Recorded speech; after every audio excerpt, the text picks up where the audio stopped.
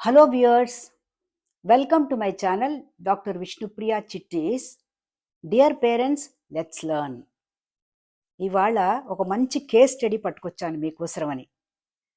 అది ఏంటంటే అల్లరి చేస్తున్న ఒక పాపని అల్లరి నుంచి తప్పించడానికి ఆ అల్లరినే ఒక ఆటలాగా మార్చి తద్వారా క్రమశిక్షణ మరియు నేర్చుకొనుట అనే ఒక ప్రక్రియని ఎలా చెయ్యాలి అని మరి స్టార్ట్ చేస్తున్నాను. ఈ కేస్ స్టడీలో ఆ పాప పేరు ప్రత్యూష. 4 సంవత్సరాలు. ఒక 6 నెలల నుంచి మొదలుపెట్టింది విపరీతమైన అల్లరి. ఒక విధమైన అల్లరి ఎక్కువగా చేస్తుంది. అదేమిటంటే ఏ వస్తువు కనబడితే ఆ వస్తువుని విసిరి కొడుతుంది. ముఖ్యంగా పుస్తకాలు విసిరి కొడుతుంది, ఆడుకునే బొమ్మలు విసిరి కొడుతుంది, వంటింట్లోకి వెళ్ళి గిన్నెలు తీసి విసిరి కొడుతుంది, తను వేసుకునే బట్టలుంటాయి చూసారా, వాటిని కూడా విసిరి కొడుతూ ఉంటుంది. దాంతో తృప్తి పడదండి మన అల్లరి పిల్ల. అమ్మా నాన్న కబోర్డులు కూడా తెరిచి వాళ్ళ బట్టలు కూడా తీసి విసిరి కొడుతూ ఉంటుంది, ఎగురుతూ ఉంటుంది, నవ్వుతూ ఉంటుంది, అమ్మా అమ్మా చూడు అంటూ ఉంటుంది. ప్రత్యూష వాళ్ళమ్మ ఎన్నోసార్లు దండించింది, ఒక మూల కూర్చోబెట్టింది గదిలో. వినదు. టెక్నిక్ నేర్చుకున్న ప్రత్యూష వాళ్ళమ్మ టెక్నిక్ను వాడుదామని ఒకరోజు ఆడుకునే బొమ్మల్ని విసిరేస్తుంటే దగ్గరకొచ్చి, ప్రత్యూష ప్రత్యూష ఏమిటి విసిరేస్తున్నావు అంది. బొమ్మలు అంది. సరే గాని నువ్వు మరీ కోపంగా గట్టిగా విసిరేకు, కొంచెం మెల్లిగా విసిరేయి. విసిరేస్తూ ఒక్కొక్క బొమ్మ విసిరినప్పుడు ఒకసారి కౌంట్ చెయ్యి, నంబర్ అంది. 1 2 3 4 5 6 అని కౌంట్ చేస్తూ విసిరాలి అంది. బొమ్మ తీస్తోంది, విసిరేటప్పుడు 1 చెప్తోంది. ఇక్కడ ఏమవుతుందో చెప్తాను మీకు.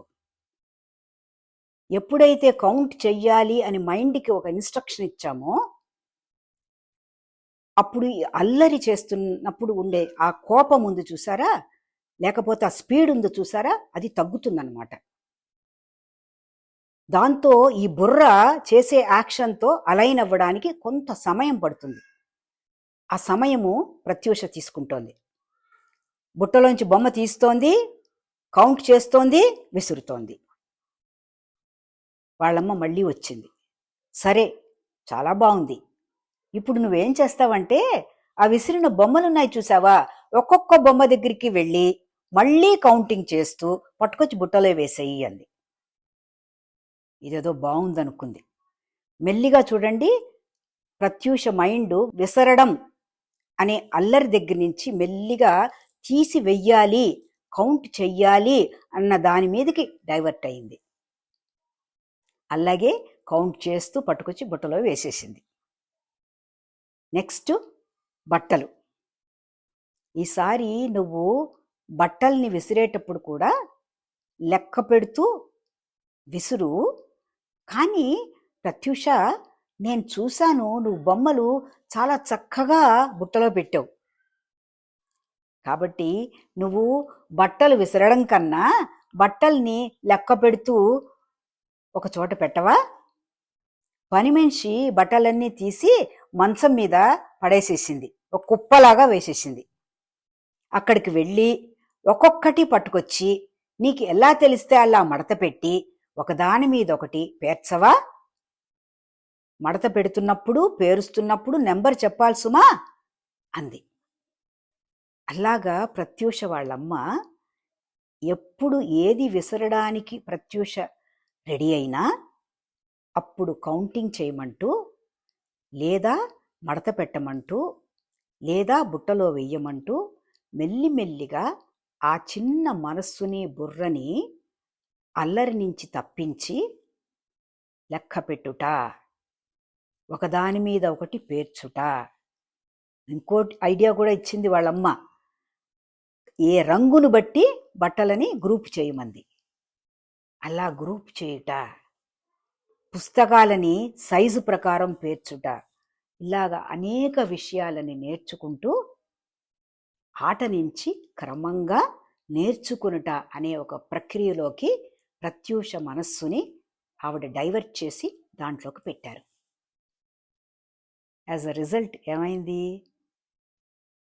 అల్లరి చేయడం తగ్గిపోయింది, సెల్ఫ్ లెర్నింగ్ పెరిగింది. సో డియర్ పేరెంట్స్, ఏ బిడ్డ ఎటువంటి దానికి పాజిటివ్గా స్పందిస్తుందో మనకు తెలియదు కాబట్టి మనము ఆటల ద్వారా, ఆటలంటే వాళ్ళకి ఇష్టం కాబట్టి ఆటల ద్వారా కూడా మనం క్రమశిక్షణ నేర్పచ్చు, వాళ్ళ అల్లరిని కూడా తగ్గించవచ్చు. ఐ హోప్ మీకు ఈ వీడియో నచ్చింది అనుకుంటాను. Thank you. బాయ్.